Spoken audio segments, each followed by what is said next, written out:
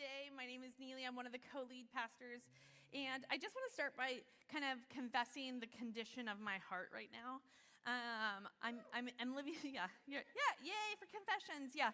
I love when we get in that mood where we're just like, we'll clap for anything.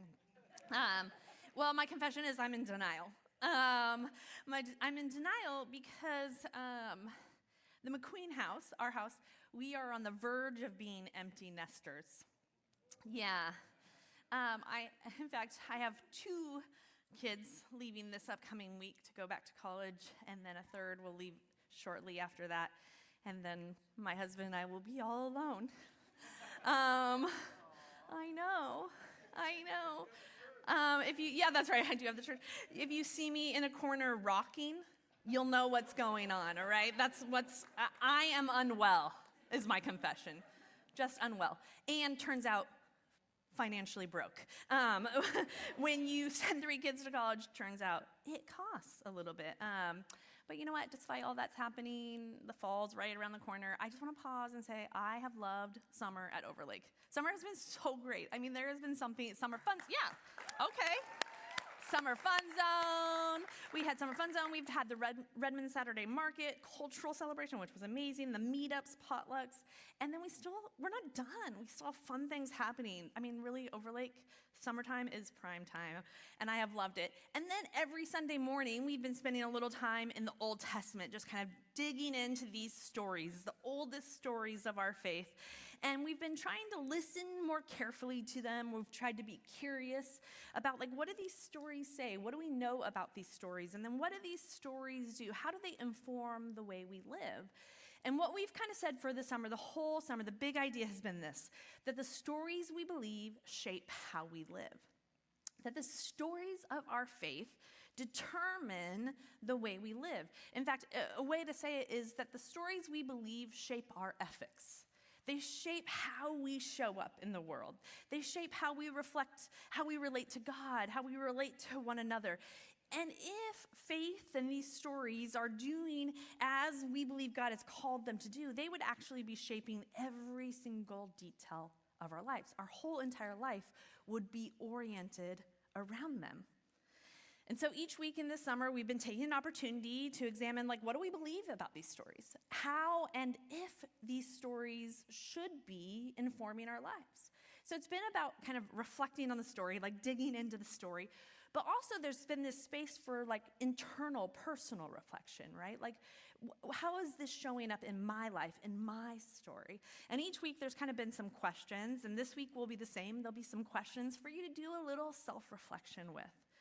The Old Testament, as we call it, or the Hebrew Scriptures, they are the account of one particular family who becomes a nation in which God sends Jesus to save everyone everywhere. And so we started in creation. We talked about Abraham, Isaac, and Jacob. We talked about the people of God being enslaved and how God liberated them, starting with the midwives and then Moses.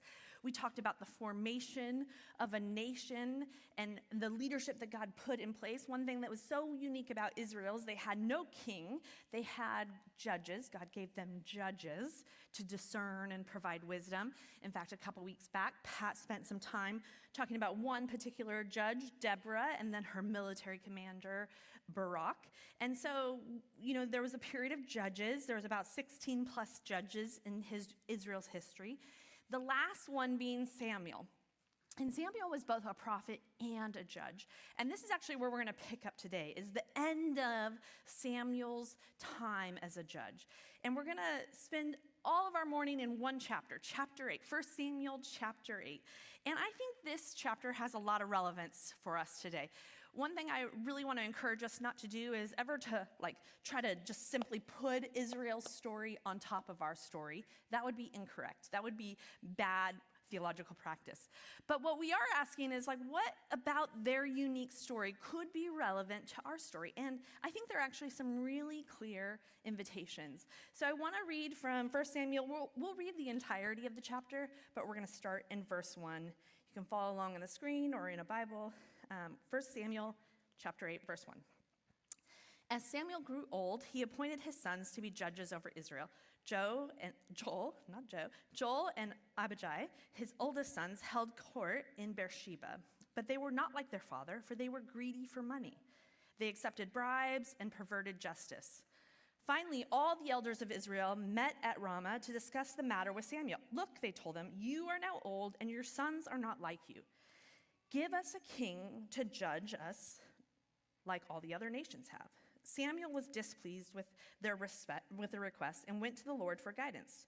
Do everything they say, the Lord replied, for they are rejecting me, not you. They don't want me to be their king any longer. Ever since I brought them from Egypt, they have continually abandoned me and followed other gods. And now they are giving you the same treatment. Do as they ask, but solemnly warn them about the way a king will reign over them. So I want to unpack what is happening here a little bit. As I mentioned, in this point of Israel's history, Yahweh, God is king. And think about what we've discovered already. God, as the king of Israel, has freed them, liberated them from oppression, has provided for their every need in the wilderness, has led them into the promised land. And what we have in God, in Yahweh as king, the people of God had, is a God who gave, who gives. And at this point, the leadership of Israel was the judges, and their primary purpose was centered around justice, was to apply equitable justice, to lead the people to justice. And this text, 1 Samuel 8, implies something that we would know if we read more about Samuel's life, is that Samuel was a good judge. He was a fair, equitable judge. He was good. And what he does here in this last moment of his leadership is maybe a little bit of just his humanness, is that he passes on this role of judge to his sons. But up until this point in history, Israel's history, it was never passed on generation to generation. God always chose who would judge. And so this is a little bit Samuel stepping outside of the norm. And Samuel chooses his sons who, as the text is telling us, aren't like Samuel. They're going to corrupt justice. They've already given indicators that they're not good. And so the people come to Samuel and they say, we want a king. Your sons aren't good. We want a king. And on one hand, it sounds like their desire for a king is good, right? The desire is good. We want someone who's going to not be corrupt, not lead in a perverted justice way. They want a good king. And then the other side of the desire is they say, we want a king like the other nations. And there might be some wrongful desire, some misplaced desire there. So Samuel, obviously, he's taking this a little bit personal. As parents, we feel rejected when things happen to us, but when our kids get rejected, sometimes that's a little bit more painful. And that's what we see. Samuel is feeling rejected here. And so he's like, they're rejecting me. And God says, no, they're not rejecting you. They're rejecting me.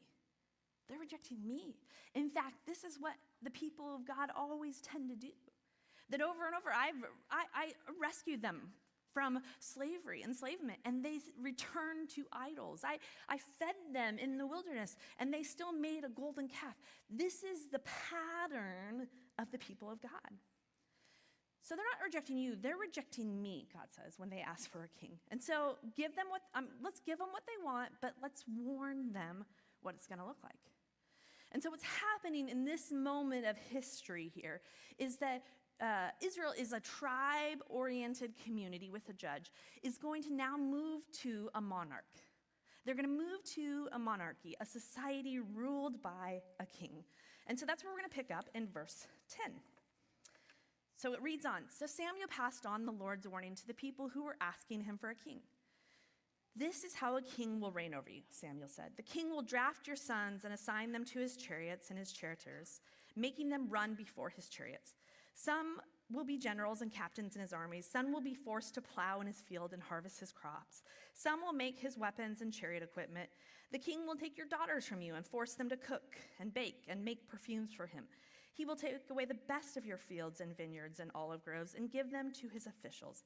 He will take 1/10 of your grain and your grape harvest and distribute it among his officers and attendants. He will take your male and female slaves and demand the finest of your cattle and donkeys for his own use. He will demand a tenth of your flocks, and you will be his slaves. When that day comes, you will beg for relief from this king you are demanding, but then the Lord will not help you." But the people refused to listen to Samuel's warning.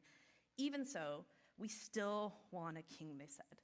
"We want to be like the nations around us. Our king will judge us and lead us into battle." All right, so here it is. They've been warned. Here is how this king will behave. And in some sense, Samuel is painting a contrast here. He's showing the difference between God as king and humans as king.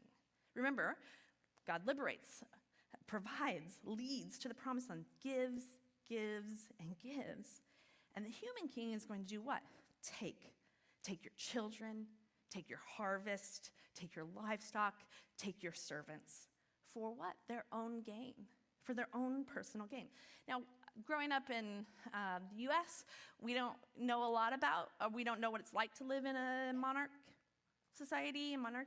That's not, I've watched a lot of shows, so I've seen a lot of movies, so I feel sort of like I'm an expert on it. And this is what I know from all the shows I've watched.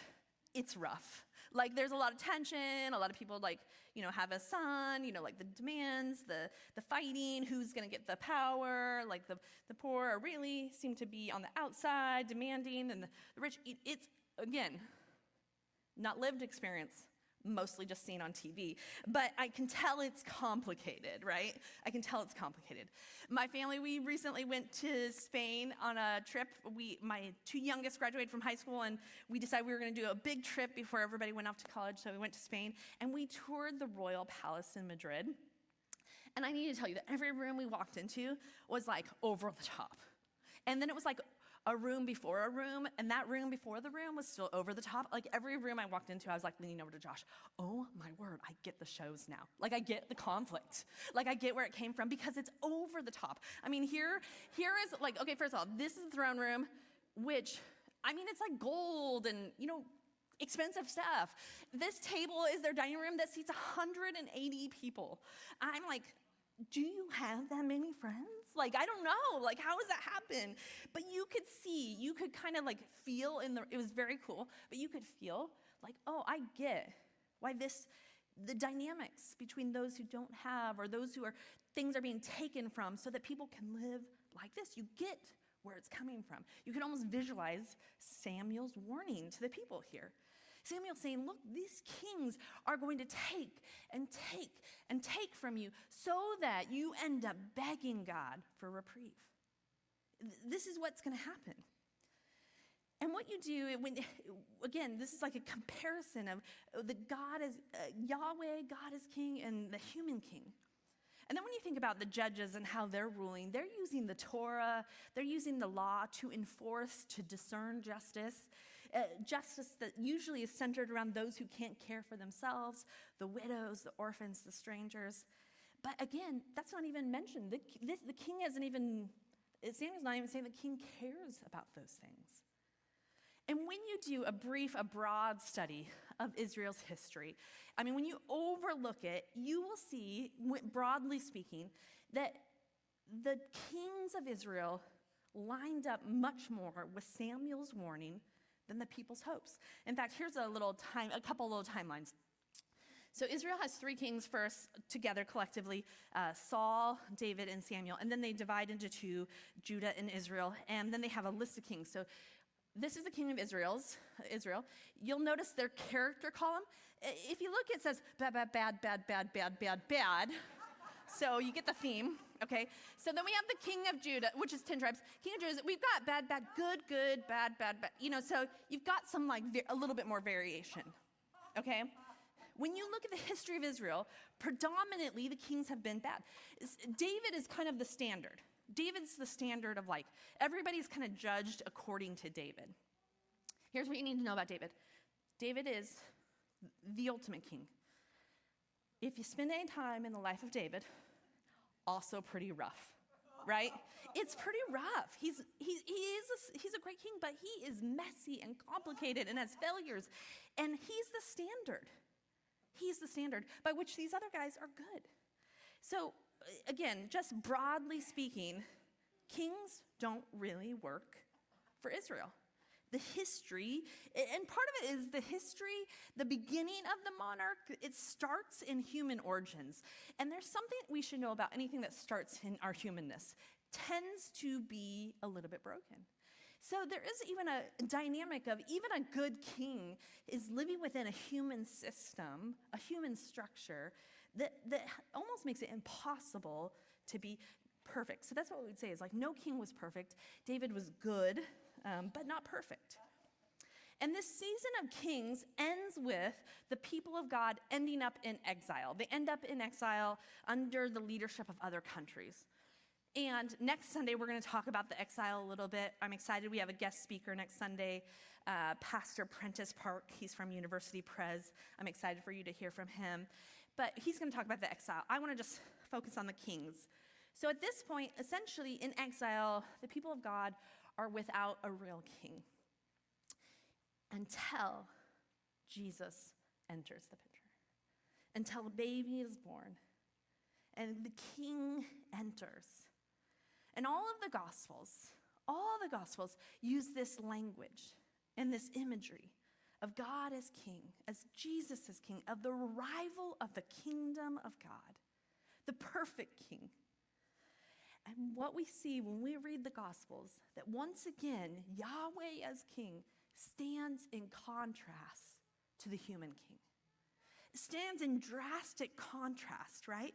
What the people of God want is a battle, one who will win a battle, be victorious, who will lead them to wealth. And Jesus stands in contrast. In fact, you see that tension throughout the Gospels. In fact, there's this moment, Jesus is entering on a donkey, and they're praising him as the king, the arrival of the king. And just a few days later, they're saying, we don't want him. In fact, they're given a choice, Jesus or Barabbas. Who do you want to save? And the crowd shouts, we want to save Barabbas. We want to save Barabbas. And Jesus ends up on the cross, and what's put above his cross? This is what Matthew says. A sign was fastened above Jesus' head, announcing the charge against him. It read, "This is Jesus, the King of the Jews." So this is the history. This is the overlapping view of human kings and God as king. And maybe you're saying like, okay, great, quick, semi-helpful reflection on Israel's history, Hebrew kings. What does that mean for us? How is that relevant to us? And I think it's relevant in a couple different ways. I think there's some like personal reflection that could happen. And I think there's some communal reflection that could happen. I think personally, when you're reading 1 Samuel 8, it says, this is what Israel always does. They always return back to their old ways. They always return back to worshiping other gods. And there's some personal reflection. Have I returned back to some old ways? Is my attention still, my focus still on God? And then I think there's some communal focus. I think there's an opportunity for us to reflect communally. It's I don't know. I don't think I'm the only one, but I feel pretty inundated and flooded almost every day with political discourse. There's lots of conversations about the leaders of our country and what it means to be under particular governing powers. And I think there's something we want to do here. And this is the tension I think we feel. Is like we kind of want to not talk about that thing. Or we don't even want to admit that some of us are just literally consumed by it. Or we want to say well, does our faith really speak to this issue? And to say those things is actually to ignore the history of Israel, to ignore the kings of Israel. Because the people of God lived in a particular way as a nation with a particular system. And here's what's important. Their worship impacted how they lived. And how they lived impacted their worship. And that should be true for us. And, I've been warned plenty of times, don't be political, Neely. And here's what I'll never do. Scouts honor. I was in a scout, so so I guess I can break it, but I was a Girl Scout, a very good Girl Scout. I got awards for how many cookies I could sell because, as you can imagine, I'm a pretty good salesperson of cookies. So Girl Scout honor. I will never, ever tell you how to vote. Ever.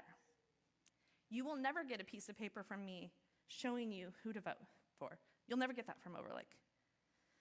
But I will tell you that our faith should inform how we engage the world, how we engage systems and structures, and that engagement should and may include how we vote. When we bear witness to a way in the world of God's way, of loving God and loving our neighbors, then we should be people who engage in what's happening, in particular when those things stand in contrast to what God has called us to. Because we believe what? The stories shape our lives. They shape every detail.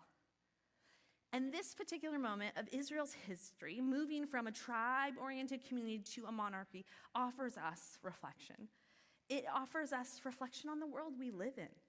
And so I want to use 1 Samuel 8 as a guide for 2 questions today. And I'll ask each question both personally and corporately. But the first question is this: who are you trusting to save you? Who are we trusting to save us? Again, the people of God had this long history of God saving them.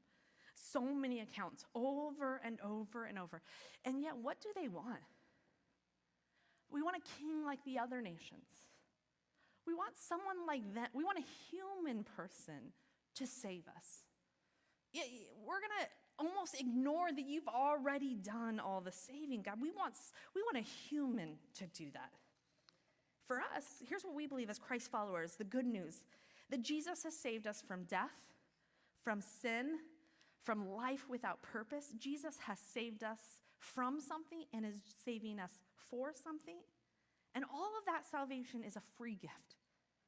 John said, "For God so loved the world that he gave his son, that whoever believes would have life, inherit life forever." We have been saved. And yet so many of us are looking to something else to save us. We're trying to find salvation somewhere else. Maybe it's in a person, in a particular relationship. Maybe it's in a status in life. Or maybe it's a presidential candidate. We're like the Israelites, wanting something to save us, which one, only Jesus saves. And 2, we are going to find ourselves highly disappointed and harmed, likely if we put our hope in something that can't save us. And if this big idea for the summer is that everything that we know and believe, if the story we believe informs our life, then who we believe is saving us is ultimately going to impact how we live. And I think it's going to impact our loyalty, our allegiance, which is the second question I think that comes from 1 Samuel is this: who has your loyalty? Who has our loyalty? Now, loyalty means allegiance, faithfulness, fidelity, obedience. And so I want to say first, I think loyalty is, you should be a loyal friend. You should be a loyal partner, a loyal family member. You should be loyal. Those are good things. I'm actually talking about a little bit of a different kind of loyalty here. What we're talking about is a loyalty that we've put our hope in, a loyalty that looks like allegiance in which we orient our life around that person we believe is saving us, or a thing that we believe is saving us. You could say we metaphorically and sometimes quite literally are bending our knee to the thing that we've given a loyalty and allegiance to. So as an observer of people, and when I say observing people, I often mean myself included, here are a few places I see us struggling with our allegiance. The first one is I think we think money can save us. I think we're under the belief that money will save us. And when we believe that money saves us, here's what it looks like. We work without boundaries. We choose our work over relationships. We are actually willing to sacrifice other people's needs for our own gain. We're willing to compromise values to get a greater dollar. I mean, that's what loyalty and allegiance to the dollar looks like. Your life begins to be oriented around the dollar. I think sometimes we do it with having a partner. I think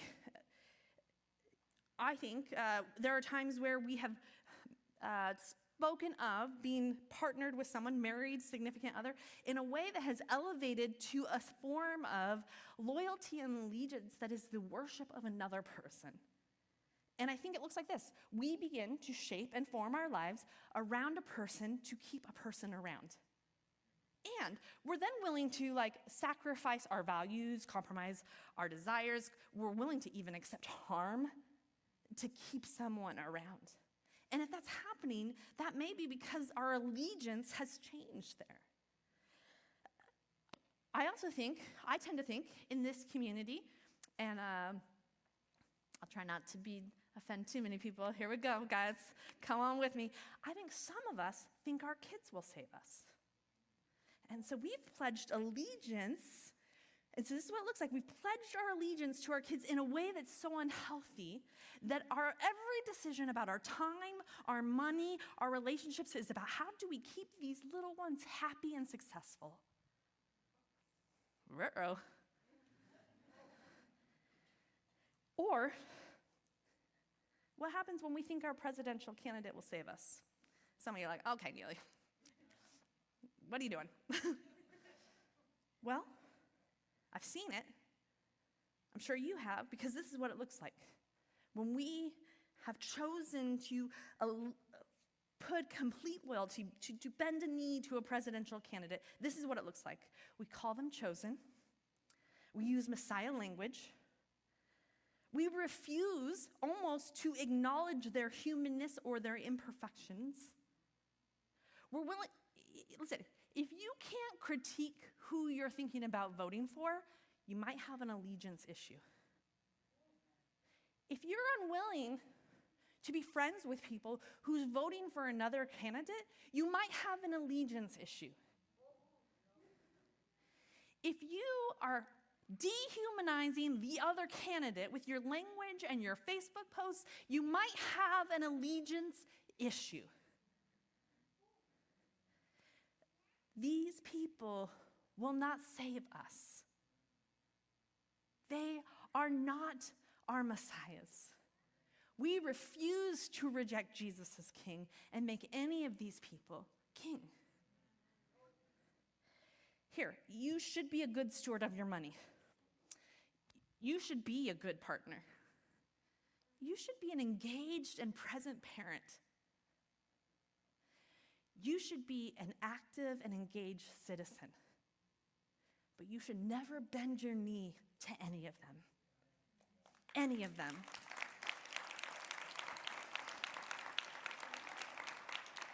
And it's possible that you and I, we have made money king, we have made relationships king, we have made families king, we have made our politics kings, and those kings are imperfect. They will not save us.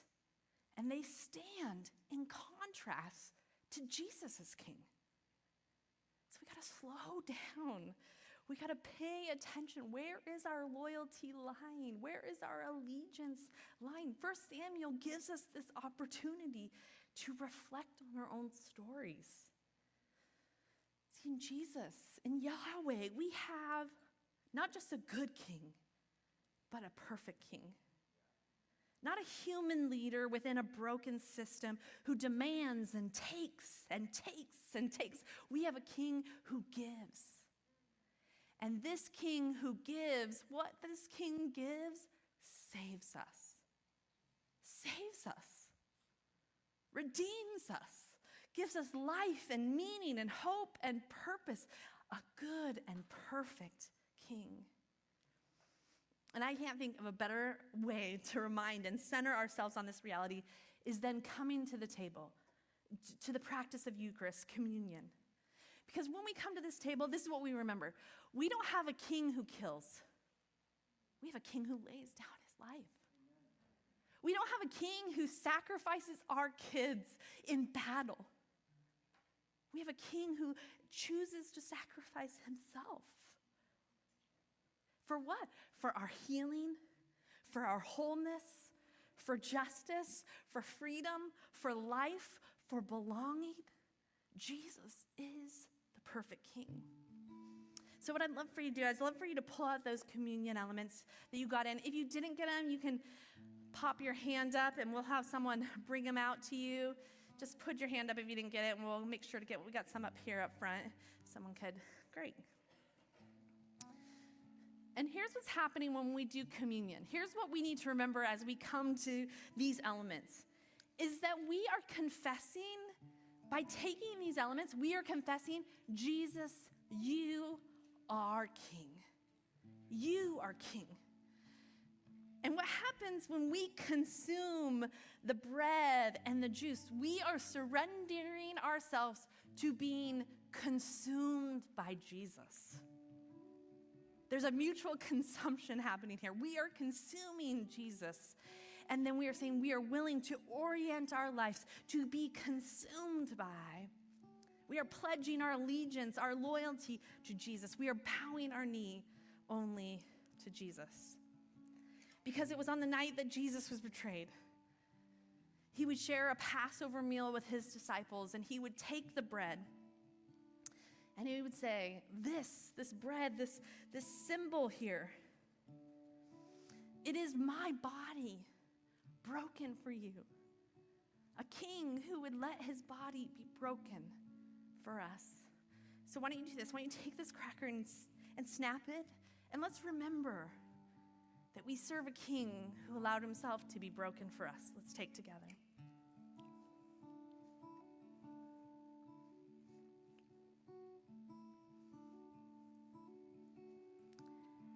And then Jesus took the cup and he said, this wine, this represents my blood, the king's blood, that would be shed for us, for a new covenant, a new promise for everyone, everywhere. So let's remember that Jesus is the king who shed his blood.